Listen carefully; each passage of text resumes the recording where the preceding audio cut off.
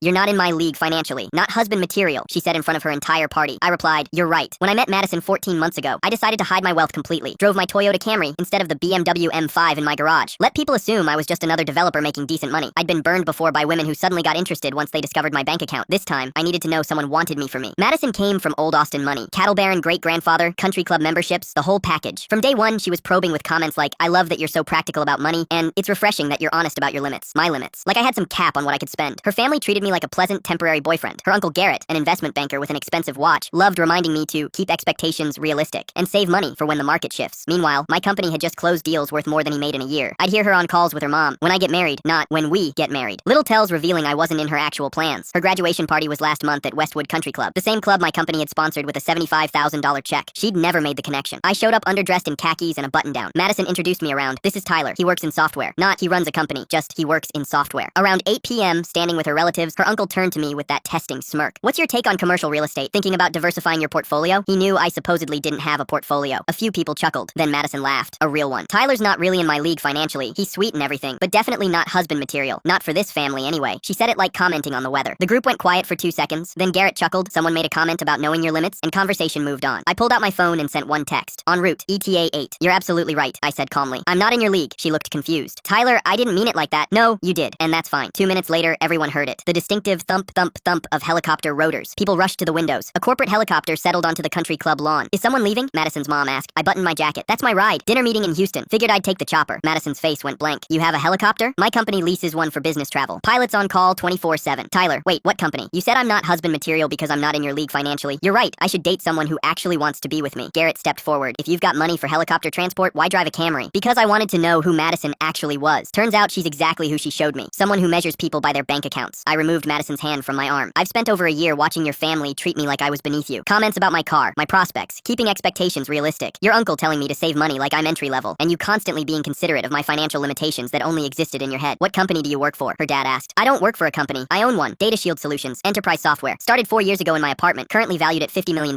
Just closed a deal with Dell that'll probably double that." Silence. "Data Shield?" Garrett said slowly. "You're the founder? We looked at investing in your Series B. I recommended against it because the founder was too young." "Probably. We got funded anyway." Madison followed me to the helicopter, heels clicking. "Tyler, stop. I didn't know. How was I supposed to know? You drove a Toyota." I turned one last time. "I shouldn't have had to tell you. You should have wanted to be with me either way. That was the whole point." "I didn't mean it," she said, crying, mascara running. "You didn't think I'd do anything about it. You didn't think I had options. You thought I'd just take it because guys like me should be grateful for girls like you." I climbed into the helicopter. As we lifted off, I looked down. Madison was standing on the lawn, dress whipping in the rotor wash, staring up. Behind her, the entire party was gathered at the windows, watching, recording. My phone blew up before we cleared city limits. Madison, her dad, her mom, Garrett. I put it on silent and watched Austin's lights disappear behind us.